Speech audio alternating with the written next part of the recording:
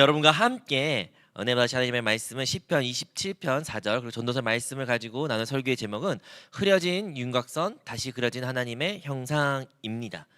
자, 여러분 유튜브를 많이 보시는 걸로 알고 있습니다. 그쵸? 요즘 유튜브 없이 사는 세상을 상상할 수가 없습니다. 그래서 유튜브를 열심히 보시는데 유튜브를 안 보시면 넷플릭스 보시지 않습니까? 네, 넷플릭스도 유튜브도 열심히 보시다가 갑자기 화질이 저하되는 경험을 혹시 해본 적 있으십니까? 인터넷이 안 좋거나 아니면 와이파이가 안 좋거나 아니면 어떤 상황 가운데 갑자기 화질이 툭 안 좋아져요.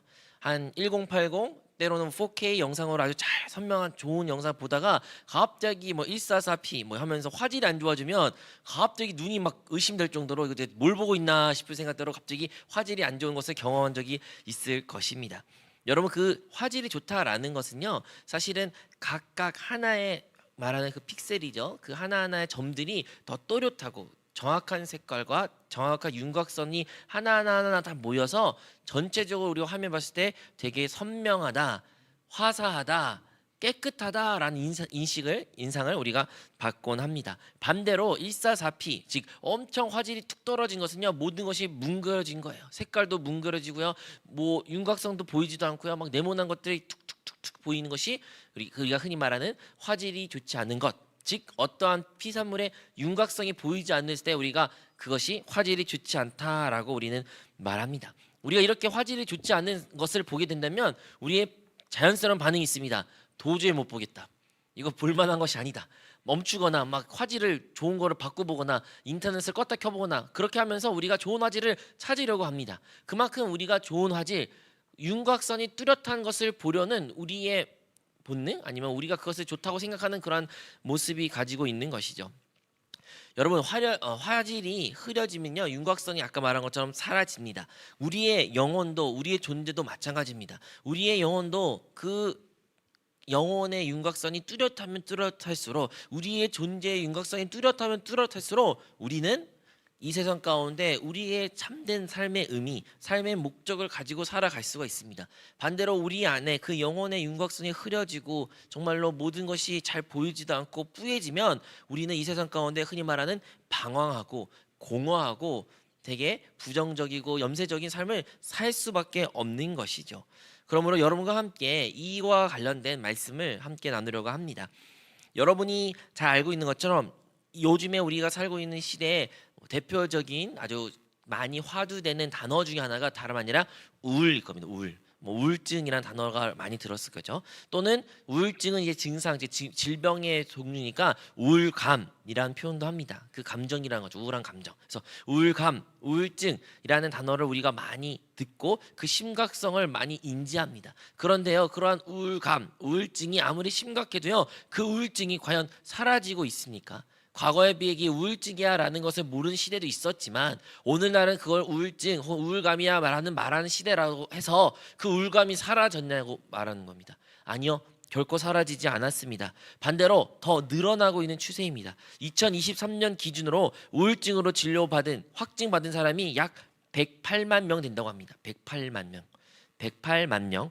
그래서 특히 이 가운데는 20대하고 10대가 아주 큰 비중을 차지하고 있다고 합니다. 그런데 20대, 10대는 더 슬픈 이유는요. 그 우울감 혹은 우울증으로 확진받은 사람의 수가 더 늘어나고 있답니다. 한 해가 지날수록 우울증으로 고생하는 친구들이 더 많아진다는 것이죠. 근데 우리가 잘 알고 있는 것처럼 요즘에 우리가 살고 있는 시대가 어떠합니까? 아이가 없는, 청소년이 줄어드는 그런 시대에 살고 있지 않습니까? 절대적인 수는 줄어들고 있는데 우울증 환자는 갈수록 늘어나는 시대. 그 비중으로 따지면 더 많은 사람들이 지금 우울증과 이 우울감으로 말미암아 많이 고통 가운데 놓인 시대에 우리가 살고 있습니다.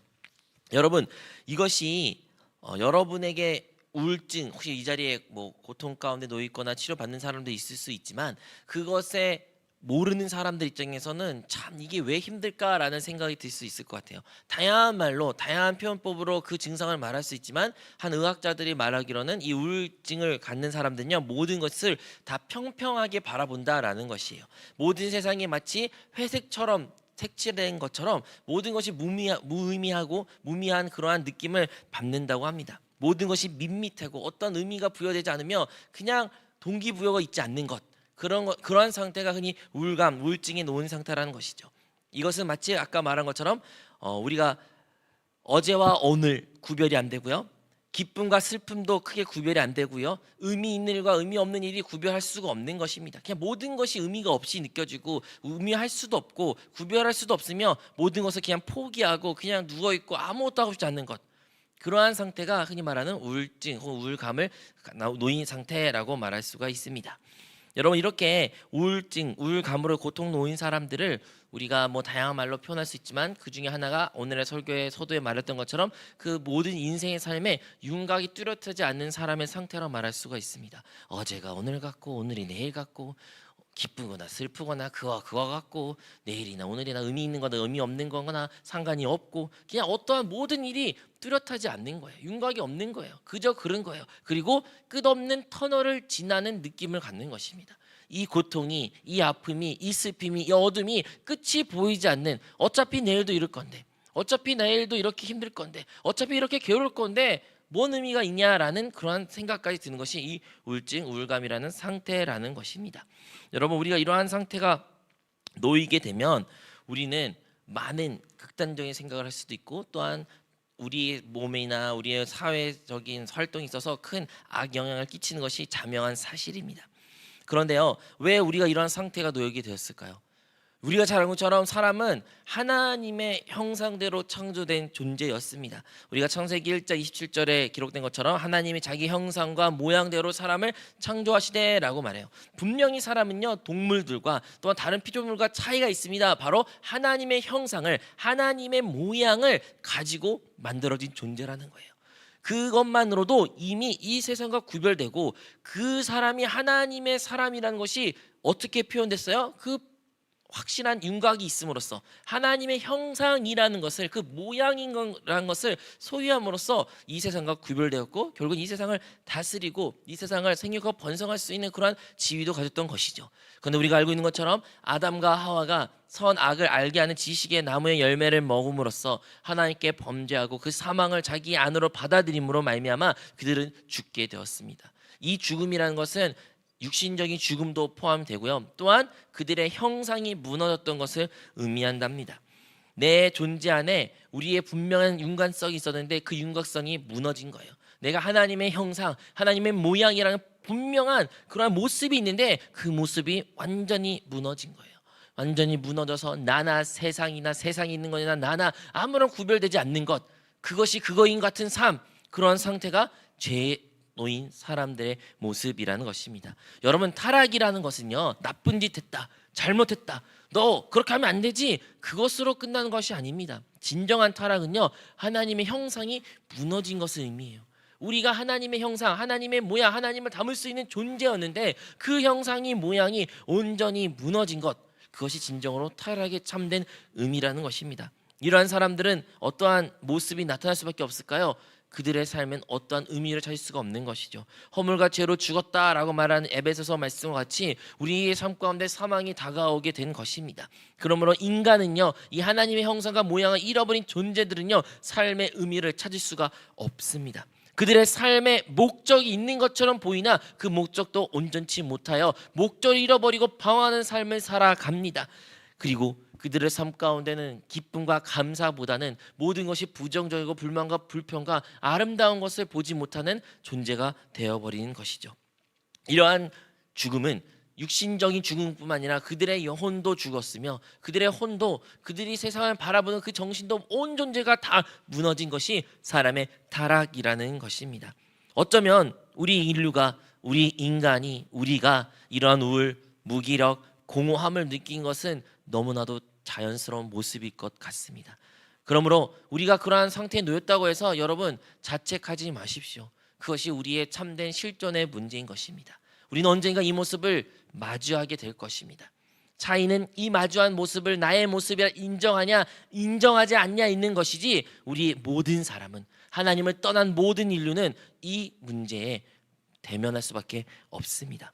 그렇다면 이렇게 아무것도 아름답지 보이지 않고 아무것도 소중해 보이지 않고 아무런 순간도 나의 귀하게 여기지 않는 이러한 가운데서, 모든 하나님의 형상이 무너진 나의 인생 가운데서 어디에서 우리가 이것의 회복을, 답을 얻을 수 있을까요?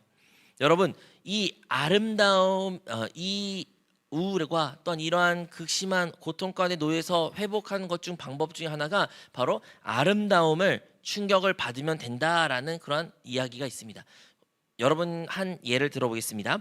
어떠한 극심한 철학자가 우울 속에 빠졌습니다. 우울감이 너무 심해가지고 아까 말한 것처럼 아무것도 하지 않았습니다. 그냥 땅바닥에 누워서 아무것도 하지 않아요. 며칠째 몇 달 동안 아무것도 못합니다. 하고 싶은 의욕도 없고 할 수도 없고 그냥 누워 있었답니다. 그런데요, 그 사람이 어느 날 창밖에 보니까 유럽이니까요, 빨간 벽돌 위에 검은 아주 시커먼 까마귀가 하나 앉았답니다.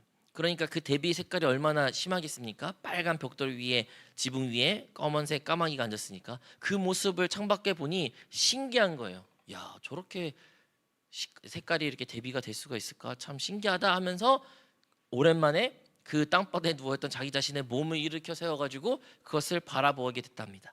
그리고 그렇게 움직이니까 다른 것을 하나하나 더 자세히 보고 그의 많은 우울증이나 우울감에서부터 벗어났다라는 이야기가 유명한 이야기가 있습니다. 이 말이 무엇이냐면 우리가 아무것도 하고 싶지 않고 아무것도 하기 싫고 할 수 없는 그런 상황에 놓였을 때 사람을 움직이는 것은요, 어떠한 아름다운 것을 발견할 때인 겁니다. 근데 여기서 말하는 아름다움은요, 우리가 흔히 말하는 야 오늘 네 머리 진짜 이쁘다, 야 오늘 옷 진짜 이쁘다, 야 이 가방 어디서 구했어, 어디서 샀어, 야 나도 그런 거 갖고 싶어, 이런 아름다움을 말하는 게 아니에요. 여기서 말하는 아름다움은요, 우리가 무엇인가를 목격했을 때 우리가 이전에 경험하지 못한 어떠한 이상에 뛰어넘는 어떠한 충격, 그리고 그거에 대한 경외감을 우리가 드려야 된다는 거예요. 예를 하나 듣겠습니다. 우리가 저의 예예요. 제가 어릴 때 별들을 많이 보았습니다. 별이 많이 보였습니다. 제가 한국에서 어린 시절 살지 않았기 때문에 카자흐스탄에서 제가 살았기에 별들을 생각보다 많이 보았어요. 근데요, 그날은요 특별히 더 깊은 산 속으로, 그리고 그 국립공원 같은 곳에 산에 들어가서 정말로 엄청 오랫동안 산 위에 올라가서 그 산 위에 어떠한 빛도 없는 정말로 칠흑 같은 어둠 같은 그 곳에서 하룻밤을 잔 그런 날이 있었습니다. 근데 그날에 한번 밖에 나갔어요. 밖에 나갔는데 하늘을 바라보니까 하늘에 별들이 진짜 많은 거예요. 셀 수 없을 만큼, 셀기가 불가능할 정도로 많은 별들이 보였는데 나중에는 그 별들이 너무 많아서 진짜 쏟아진다, 내 머리 위에 내 눈 위에 지금 별들이 쏟아질 것 같다라는 생각이 들 정도로 두려움을 느꼈습니다. 그만큼 별이 많았고 그만큼 별이 막 정신없이 막 반짝반짝 거린 거예요. 그것을 아름다움을 채우니까 제 입술 가운데 경이로움, 와 이라는 말이 절로 나오는 것이죠. 우리의 일상 가운데 이 아름다움이라는 것을 무엇인가를 바라봤을 때 이렇게 와 대박 뭐야, 이러한 아름다움을 말하는 거예요. 꼭 자연에서 찾을 수도 있고요. 또 예를 들어 여기 이제 여러분을 낳으신 부모님이나 아니면 여기 어머니들은 아실 겁니다. 자녀를 낳은 것, 자녀를 출산하는 것, 말도 안 되는 생명을 거는 그 출산의 고통을 지났는데도 그 아이를 바라볼 때 이 아름답지 않거든요. 제가 봤습니다. 절대 아름답지 않아요. 그 핏덩어리고 피로 가득 찼고 막 그런데도 어머니 눈에는 아름답대요. 그리고 피 닦으니까 진짜 아름답긴 아름답더라고요. 정말 아름답게 이쁘게 생겨 보이는 그 아름다운 아이를 보면서 정말 세상이 달라 보이는, 이전의 세상과 이후의 세상을 비교할 수 없는 그 아름다움. 그 또 손주를 보면 또 그렇다고 하더라고요. 네, 그러니까 이러한 아름다움이에요. 여러분 사랑하는 사람도 포함됩니다. 여러분도 연애하시죠? 누군가를 사랑한다. 그 사랑의 감정, 그 사랑을 그 사람을 바라보기만 해도 그 아름다움. 그냥 외모가 아름답다, 그 사람이 말투가 아름답다, 그게 아니라 그 존재만으로도 나타나는 그 아름다움을 우리가 경험하게 된다면 우리의 삶은 이전과 이후가 완전히 바뀔 수밖에 없는 겁니다. 이러한 아름다움을 우리가 경험할 때 이 우울감에서 벗어날 수가 있다는 거예요. 이 우울증에서부터 치료할 수 있는 한 발자국이 될 수가 있다라고 말하는 것입니다. 그런데요, 사랑하는 성도 여러분, 여러분의 마지막으로 그런 아름다움을 목격한 적이 언제십니까?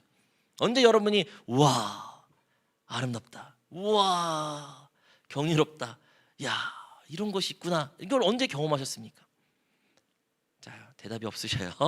네, 대답이 없으신데 기억이 안 날 수도 있고 아니면 한 번은 생각 안 해볼 수 있는 문제일 수도 있지만, 왜 우리는 그런 거를 경험하지 못했을까요? 아니면 경험했는데 왜 이렇게 기억이 나지 않을까요? 혹은 왜 우리는 그거를 어렵게 느껴질까요?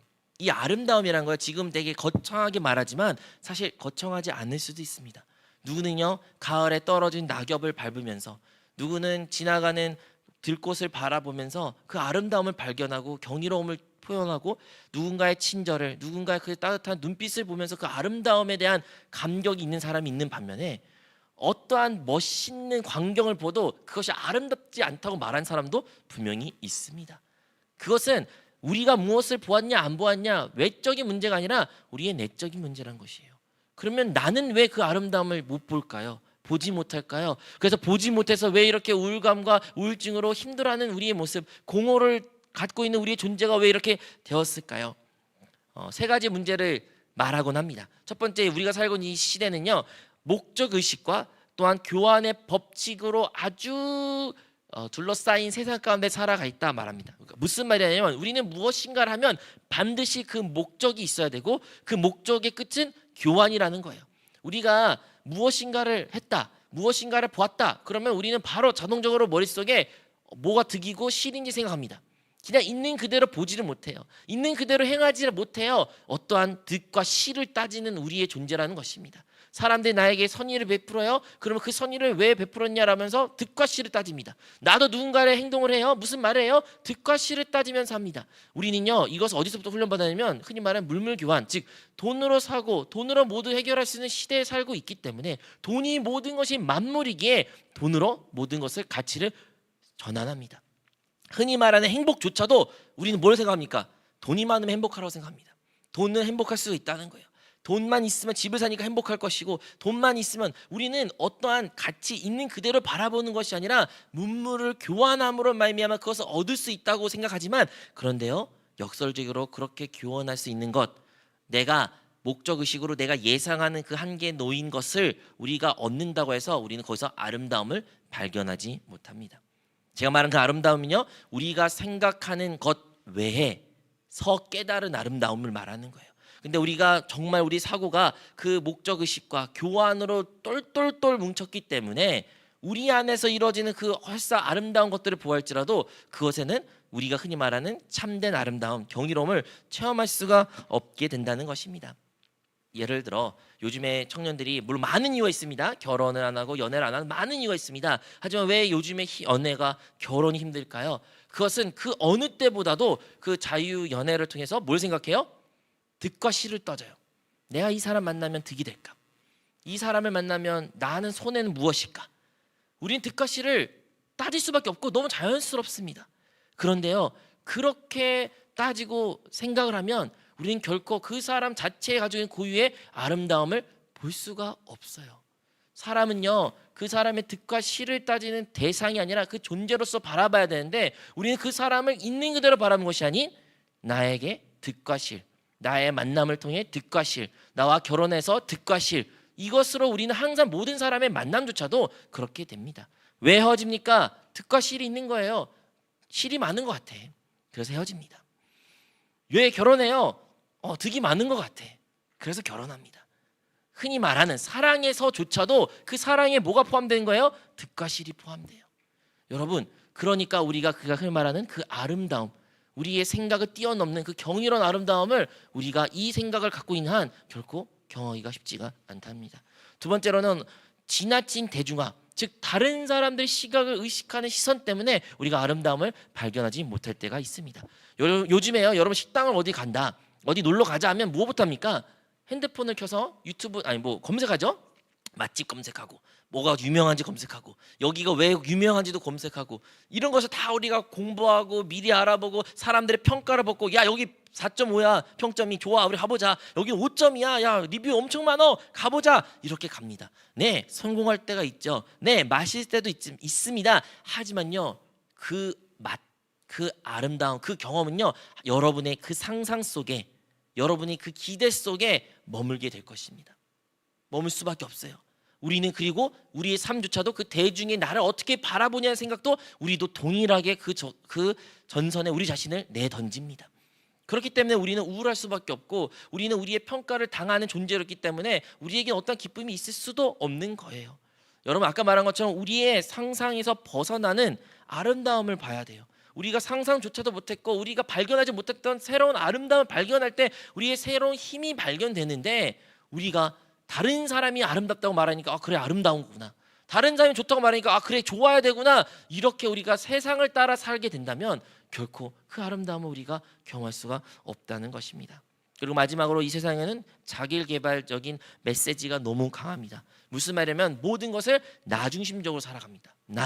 내가 더 잘 돼야 하고 내가 더 성공해야 되고 나 즉 나란 윤곽성을 더 굳게 만들고 더 두껍게 만듭니다. 이 자기 개발은 결국 자기만을 바라보고 자기만을 생각하고 자기를 더 강화시키는 훈련을 한다는 것이죠. 그런데요, 이 아름다움 어디서 발견된다고 했어요? 외부에서, 나가 아닌 다른 세계에서. 내가 상상하지 못하고 내가 경험하지 그 세계를 보았을 때 우리가 이 아름다움을 보는데, 나밖에 바라보지 않는 인생을 살아갈 때 어떻게 우리가 아름다움을 발견할 수 있겠습니까? 그러므로 우리가 살고 있는 이 시대, 아까 말한 것처럼 물물교환적인, 또한 지나친 대중화, 또한 자기개발적인 강한 메시지로서 똘똘 뭉친 이 세상 가운데 우리가 살기에 어쩌면 우리의 우울은, 우리의 이 공허한 마음은, 이 비관적인 생각은 이상한 것이 결코 아닙니다. 그렇다면 다시 말하겠습니다. 어떻게 이어서 우리가 극복할 수 있냐고요? 바로 아름다움을, 정말 그 아름다움은 무엇인가를 우리가 상상하지 못한 것을 보았고 그것을 인하여 우리의 새로운 힘과 동력이 되었을 때 우리는 여기서부터 일어날 수 있는 새로운 힘이 생기며 그것을 이겨낼 수가 있습니다. 그런데 성경에서는 그 아름다움 본질은 누구라고 말합니까? 다름 아니라 하나님입니다.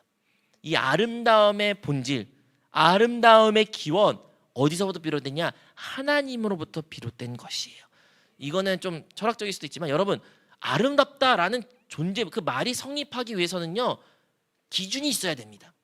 기준이 없으면 결코 아름다움이 단어조차가 나올 수가 없습니다. 우리가 하도 상대주의적인 생각, 포스트 모던 세대에 사니까 다 아름다워, 내가 아름답다면 아름다운 거야 라고 말해서 그렇게 쉽게 생각할 수 있지만, 여러분 그 아름답다 말 자체는요 결코 상대주의에서 비롯될 수가 없습니다. 아름다움은 절대적인 기준이 있어야 돼요. 근데 그 기준이 누구라는 거예요? 바로 하나님이라는 거예요. 오직 하나님만이 아름다우시며 그 하나님의 아름다움을 우리가 보할 때 우리에게는 새로운 힘과 새로 일어설 수 있는 능력이 나타난다는 것입니다. 오늘 읽었던 우리 본문의 말씀이 그거예요. 우리 한번 다시 읽어볼까요? 시편 27편 4절의 말씀인데요, 한번 다시 읽기를 원합니다. 자, 시편 27편 4절 말씀 안 돼 있으면 읽겠습니다. 내가 야훼께 바라는 한 가지 일, 그것을 구하리니 곧 내가 내 평생에 야훼 집에 살면서 야훼의 아름다움을 바라보며. 아멘. 그의 소원이 뭐랍니까? 다윗이 어떠한 고백을 합니까? 내 평생의 소원이 한 가지가 있는데 그것은 바로 하나님, 그 야훼의 집에서 야훼의 아름다움만 내가 보기를 원한다라고 그는 고백하는 것입니다. 여러분, 다윗은요 그의 인생은요 결코 녹록지 않은 인생이었습니다. 우리가 다윗 하면 왕, 막 골리앗을 이긴 자, 능력 있는 사람이라고 생각했지만 그는요 오랫동안 모함을 당했고요, 핍박을 당했고요, 도망자 신세였고요, 있을 곳이 없었고요, 항상 고난과 고통이 엄청나게 광야 가운데 오랫동안 놓였던 존재였습니다. 그가 설사 그 골리앗 이긴 조차도요 그는 가정에서 아버지로부터 형제로부터 인정받지 못한 존재였다는 것이에요. 그런데 그러한 존재가 어떻게 골리앗을 쓰러뜨리고 어떻게 차세대 하나님의 왕국을, 하나님의 나라에 또 하나님의 마음에 합한 자가 될 수 있었냐? 그는 한 가지 소원을 항상 품었습니다. 그것은 바로 하나님의 야훼의 아름다움을 바라보는 것. 그 어느 상황 가운데 있어도 나는 그 야훼를 바라봅니다. 근데 야훼 무엇을 바라봐요? 야훼 그 아름다움을 내가 바라봅니다. 그것을 바라보는 것이 나의 평생의 소원입니다 라고 그가 고백한다는 것입니다. 여러분, 하나님의 아름다움, 그 아름다움이 무엇입니까? 그분의 거룩하심, 그분의 선하심, 그분의 신실하심, 그분의 영광, 임재를 말하는 것이에요. 즉 우리가 하나님의 그 아름다움을 본다, 그것만 바라보기만 해도요 우리의 많은 하나님의 것들을 체험하고 누리고 깨닫게 된다는 것입니다. 하나님의 그 아름다움, 그 아름다움의 근원 되신 하나님께 시선을 돌릴 때 우리는 이 모든 어려움에서부터 우리가 극복할 수가 있다는 것입니다. 두 번째로 다윗은 뭐라고 말합니까? 여기서 말하기는 내가 야훼 성전에서 야훼 아름다움을 바라보며 라고 말합니다. 즉 두 번째 장소가 나와요. 그가 첫 번째 해야 되는 일은 바라보는 것이지만 어디서 바라봐요? 성전에서 야훼를 바라보겠다라고 다윗은 고백한다는 것입니다. 여러분, 성전은요 하나님이 임하는 곳이고 하나님이 계시는 곳이에요. 다윗은 한 번도 성전을 본 적이 없습니다. 우리가 아는 것처럼 그는 성막에 살았고 성전 짓고 싶었지만 한 번도 성전을 짓지 못했어요. 근데도 그는 그 성전이라는 단어를 그가 고백했던 것입니다. 마찬가지로 우리의 삶 가운데서도 그것이 진짜 물리적인 성전을 의미하지 않다는 것이에요. 무엇이에요? 하나님이 임재하는 곳, 하나님이 함께하는 곳, 하나님이 계시는 곳에서 그는 야훼의 아름다움을 바라보았다는 것입니다. 그러면 지금 우리의 하나님은, 우리 주님은 어디에 계십니까? 우리 주님께서는요, 바로 이 땅에 오셔서 그가 공생에 사셨고 결국에는 십자가에서 죽으시고 부활하사 보혜사 성령으로 이제 우리 거듭난 영 가운데 함께 계십니다. 이제 믿는 그리스도인들에게 그 안에서 살아 계신다는 것이에요. 그것이 바로 임재, 주님이 함께 하신 곳이라는 거예요. 그렇다면 우리가 주님의 그 야훼의 아름다움을 바라보기를 원한다면 분명한 올바른 장소에서 바라봐야 되는데 그것이 어디예요? 바로 우리 안에 계신 그 주님께로 시선을 돌리고 그 주님 안에서, 우리 영 안에서 우리는 주님을 바라봐야 된다는 것입니다. 고린도전서 3장 16절에 기록되기에 너희는 너희가 하나님의 성전인 것과 하나님의 성령이 너희 안에 계신 것을 알지 못하느냐라고 사도 바울은 말합니다. 여러분, 우리의 몸이요, 우리의 존재가요, 하나님의 성전이라는 거예요. 우리 안에 성령님이 계시기에 우리는 우리 안에 거룩한 영 안에 하나님의 그 임재가 체험할 수 있고 그 임재 안에서 주님을 바라볼 수 있다는 것입니다. 우리가 그 안에서, 영 안에서 우리의 그리스도를 바라볼 수 있다면, 그의 아름다움을 볼 수만 있다면 우리는 그 모든 우울감과 또 우울증과 공허와 또 무기력에서부터 벗어날 수가 있다는 것입니다. 그리고 마지막으로 우리가 기억된 것은 오늘 전도서에 말씀하신 것처럼 이 아름다움을 어디서 느껴야 되냐? 때를 따라 아름답게 하셨다는 하나님의 말씀을 우리가 믿어야 됩니다. 전도서 3장 11절에 우리가 아까 읽었던 말씀인데요, 제가 말씀드리면 하나님이 모든 것을 지으시되 때를 따라 아름답게 하셨고 라고 말합니다. 하나님은요, 모든 것을 때를 따라 아름답게 하셨다는 거예요. 우리의 생각으로는 무슨 때가 있습니까? 아름다운 때가 있고 아름답지 않을 때가 있습니다. 여러분은 어떤 계절을 가장 좋아하십니까? 누구는 봄이 좋아요, 누구는 가을이 좋아요, 누구는 눈이 내린 겨울이 좋아요, 누구는 여름이 좋아요 말하는 사람도 있을까요? 어쨌든 좋아하는 계절이 있고 안 좋아하는 계절이 있고, 아름답다고 말할 수 있는 계절이 있고 아름답지 않다고 계절 말할 수 있습니다. 우리 인생도 마찬가지예요. 우리가 고난의 때, 힘들고 어렵고 막 고통 가운데 군대 생활 있을 때는 전혀 인생이 아름답지 않았습니다. 너무 힘들고 어렵고 그 시간은 최악의 인생에, 지우고 싶은 내 인생의 순간이야 라고 말할 수도 있습니다. 그런데요, 하나님께서는요, 모든 때를 다 아름답게 하셨다고 말했어요. 우리가 보기에는 아름답지 않은 그 존재, 그 시간일지라도 하나님은 그 모든 때에 따라서 아름답게 하신 하나님이라는 것입니다. 여러분, 다윗의 인생을 다시 보십시오. 다윗은요, 그가 그 광야 시대에서 가장 인생이 어떻게 보면 처절하고 인생이 가장 어렵고 힘들고 고난과 고통이 가장 많은 때인데도 불구하고 그는 그때 그 누구보다 하나님과 가까이 했던 때였습니다. 모세를 보십시오. 그가 40년 동안 광야 생활했어도요, 그곳에서 그 40년이 가장 의미 없는 인생 시간이 아니라 그 시간을 통해서 하나님을 결국에는 만날 수 있는 시간이 되었던 것이에요. 우리 인생도 마찬가지라는 것입니다. 여러분, 우리가 지금 혹시 노인 때가, 여러분 지금 노인 이 순간이, 오늘이 힘들고 어렵고 최악입니까?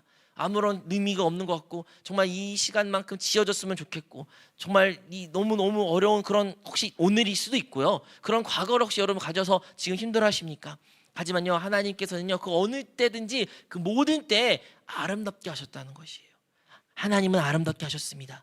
다만 우리는 그것을 아름다움을 보았습니까? 그 아름답게 하셨던 하나님의 일을 우리가 지금 보고 있습니까? 아니면 그 아름답게 하신 하나님이 계심에도 불구하고 우리가 지금 보지 못하고 있으며, 아니면 볼 수 없는 그런 상태에 놓인 것은 아닙니까? 여러분, 우리가 그렇게 아름다운 하나님의 역사를, 정말 아름다우신 하나님의 일들을 보고 목격하고 그로 말미암아 새 힘을 얻게 되다면요, 우리가 아까 말했던 그 하나님을 향한 또 우리의 존재가 뚜렷한 윤곽선이 회복된다는 것이에요. 내 안에 하나님의 형상이 회복된다는 것이에요. 하나님을 만난 사람은, 그 하나님의 아름다움을 발견한 사람은요, 다시 일어설 수가 있는 것입니다. 다시 새 힘을 얻게 되는 것입니다. 뚜렷한 윤곽이 그 안에서 회복된다는 것입니다. 세상은 말합니다. 아무 의미가 없어. 그게 그거야. 오늘이나 어제나 오늘의 아픔이나 내일의 아픔이나 그게 그거니까 그냥 포기해라고 말하지만, 하나님의 아름다움을 목격한 사람은요, 다른 것이에요. 오늘이 다르고요, 내일이 다르고요, 내가 놓인 이 상황이 다른 의미를 가지고 있고요, 모든 것이 다 의미가 있고 모든 것이 하나의 뜻 가운데 있으며 모든 것에 하나님의 아름다움을 볼 수 있게 된다는 것입니다. 그런 사람이 진정으로 하나님의 형상을 회복한 사람, 참된 인간의 아름다움을 보는 사람인 것이에요. 근데 이러한 사람이 되기 위해서 우리가 무엇이 필요할까요? 바로 다시 한번 우리가 알고 있는 것처럼 주님의 그 복음의 초청에 우리가 응답해야 된다는 것입니다. 이 일을 어떻게 가능케 되었나요? 바로 우리 구주 예수님께서 우리 대신하여 십자가에서 모든 물과 피를 쏟으신 그 십자가의 역사로 말미암아, 그 십자가 사건으로 말미암아, 이제 누구지 예수님을 믿음으로 말미암아 우리가 이런 축복을 누릴 수 있다는 것이에요. 예수님 없이는 결코 우리는 하나님의 아름다움을 볼 수가 없습니다.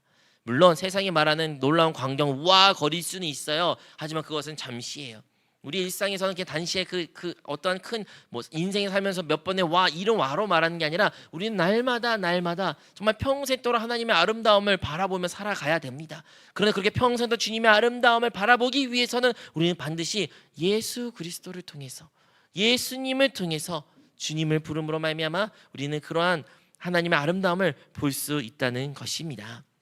그러므로 우리가 죄로 말미암아 죽었고 하나님의 모든 형상과 모양이 무너진 존재였지만 이제 누구든지 예수 그리스도를 영접하고 예수님을 믿기만 한다면 우리 안에서 다시 한번 하나님께서 새로운 형상을 새로운 피조물로 우리를 만들어 주신다는 것이에요. 성경에 기록되기를 우리 주님은요 바로 그 완전한 하나님의 형상 본체라고 말씀하시면서 그 주님이 바로 우리 안에 계신다는 것입니다. 그러므로 우리가 아름다운 윤곽선을 회복한다라는 것이 내가 무너졌으니까 내가 회복되어야지 자기 개발적인 의미가 아니라 이미 그 완전하신 주님의 형상이 그 완전한 그 본체가 우리 안에 계시기에 그 주님을 바라볼 때 우리 또한 그 형상을 따라 회복된다는 것이에요. 자, 여러분 예수님을 믿는다는 것은요 그냥 어떠한 종교를 하나 가져가지고 종교 생활하는 것이 아닙니다. 진짜 예수님을 믿는다는 것은요 내가 무너졌던 그 하나님의 형상을 회복한다는 의미를 가지고 있다는 것입니다. 이 땅 가운데 우리는 이제 다른 존재로 살아가는 거예요. 세상과 이전과 같았던 모습, 세상이나 나나 똑같지가 아니라 우리는 완전히 다른 존재, 하나님의 형상을 가진 자로서 이 세상의 하루하루를 오늘을 살아간다는 것입니다. 그러한 사람들에게는요 그 하나님 형상을 그 뚜렷한 윤곽선을 가지면 가질수록 우리 안에는 항상 기쁨과 감사와 적극적이고 긍정적이고 창조적인 말을 하는 우리의 주인, 우리의 하나님의 사람이 될 줄로 믿습니다. 자, 마지막으로 좀 실질적으로 그러면 이렇게 말이 너무 어렵고 힘들 수 있으니까 실질적으로 적용을 한번 해봅시다. 이걸 어떻게 우리가 적용할 수 있을까요? 첫 번째, 우리의 시선을 훈련해야 됩니다. 시선. 여러분 우리가 세상을 바라보는 시선 대부분 삐딱하죠. 되게 부정적이고 비관적일 수도 있습니다. 뭐 그것 자체가 비판적인 사고는 나쁘지 않을 수도 말할 수도 있을 것 같아요. 그런데 그러한 시각으로서 만약에 우리가 회색적인 모든 세상을 바라본다면 결코 이 세상 가운데 아름다움은 발견할 수가 없을 겁니다. 그러므로 우리의 시선은 이 세상을 향하여 세상에 보이는 것을 향하여 있는 것이 아니라 보이지 않는 이 영적인 세계 즉 먼저 우리 거듭난 영안의 주님께 향한 우리의 시선이 고정돼야 된다는 것입니다. 우리의 시선 어디에 고정시켜야 되겠어요? 오늘 본문에 말씀한 것처럼 야훼의 아름다움에 하나님의 아름다움에 하나님을 바라보는 시선을 우리가 회복해야 된다는 것입니다. 어느 순간에도 어떠한 상황 가운데도 우리는 하나님을 주님을 바라보려는 그러한 시선의 훈련이 필요하다. 여러분이 가장 힘들고 어렵고 가장 곤란한 상황에 놓였을지라도 여러분에게 주님을 바라보십시오. 그리고 아까 말한 것처럼 그 장소 내주하신 그리스도 즉 우리 안에 거듭난 영혼 가운데 계신 그 주님을 인식하십시오. 우리가 모든 피조물과 모든 것 가운데 공간이 다 다를 수가 있고 모든 것에 접촉하는 사람들은 다양한 사람이 있을 수 있으나 그럼에도 불구하고 우리와 결코 떨어지지 않는 분이 한 분이 계신다면 바로 우리 안에 살아계신 주님이라는 것입니다. 근데 그 주님은 우리 거듭난 영혼 가운데 계셔요. 그렇기 때문에 우리의 영 안에서 우리가 생각하고 영 안에서 주님과 대화하고 영 안에서 거함으로 말미암아 주님을 바라보는 그 장소적인 개념도 반드시 있어야 됩니다. 그런데 그렇게 장소 그리고 무엇을 해야 하는지 알아야 되지만 전 행동이 있어요. 어떤 행동을 해야 되냐? 바로 우리가 침묵을 해야 됩니다. 침묵. 그러니까 침묵이란 말이 좀 어려울 수 있는데 이 침묵이란 말이 뭐냐면요. 여러분들이 어떠한 재밌는 진짜 재밌다는 것은 여러분이 재밌다 생각 안 했지만 기대를 별로 안 했지만 정말 재밌게 보았던 영화 혹은 연극 같은 거 혹시 뮤지컬 보셨습니까? 그러면 그 연극이나 영화나 그것을 보기 전에 항상 지나가는 과정 하나 있는데 바로 딱 어둠이 딱 찾아오고요. 딱 침묵이 조용해요. 정말 완전 조용해요. 그래서 수백 명 사람들이 그 자리에 앉았는데도 완전 딱 조용해집니다. 그리고 시작하면서 새로운 세계에 우리가 빠져들고 그 새로운 세계에서 와 하면서 아름다움을 발견하고 우리가 감동을 느끼게 되는 것이죠. 마찬가지예요. 우리가 진짜 그 하나님의 아름다움을 보고 싶다. 그분의 아름다움을 보기 위해서는요. 우리는 잠시 침묵할 줄 알아야 돼요. 우리의 생각이 계속 맴돌고 생각을 계속하고 많은 것들을 말아내고 이러한 상태에서는요. 하나님의 아름다움을 결코 볼 수도 없고 발견할 수가 없습니다. 우리는 때로는요. 우리의 입술을 담아야 돼요. 때로는 우리의 생각을 멈춰야 돼요. 그것이 흔히 말하는 영으로 돌이키는 것, 영 안에 거하는 것이에요. 거기서 영 안에서 마음대로 말하고 영 안에서 마음대로 소리지르라 이 뜻이 아니라 그곳 가운데서 하나님이라심을, 하나님의 말씀하심을 기다릴 수 있는 그러한 사람이 될 때 우리는 하나님의 아름다움을 보게 된다는 것입니다. 만물을 바라볼 때도, 여러분 일상 가운데서도 사람을 만날 때도, 그 사람을 바라볼 때도 잠깐 그 침묵 속에서 주님이 주신 그 마음이 무엇인가를 침묵하면서 바라보고 그 영 안에 거하는 것을 여러분이 행하신다면 그 하나님의 놀라운 아름다움을 이 만물 세계를 통해서, 사람을 통해서, 어떤 일을 통해서 우리가 볼 수가 있다는 것이죠. 여러분이 다 그러한 과정을 거쳤으면 좋겠습니다. 우리 생각에 많은 경우에는 우리 생각이 정말 쉬지 않습니다. 쉬지 않아요. 그 쉬지 않는 생각을 침묵시키는, 멈추시킬 수 있는 훈련이 필요하다는 것이에요. 그것이 바로 지난주 이야기와 비슷한 거예요. 지난주 혹시 제가 여러분 권면한 것 한 가지 있지 않습니까? 뭡니까? 여러분 자신을 지루함에 던져야 된다는 거예요. 좀 지루한 시간을 가지십시오. 지루한 시간을 가져보셔야 돼요. 그래야 여러분이 하나님에 대하여 묵상할 수 있는 거예요.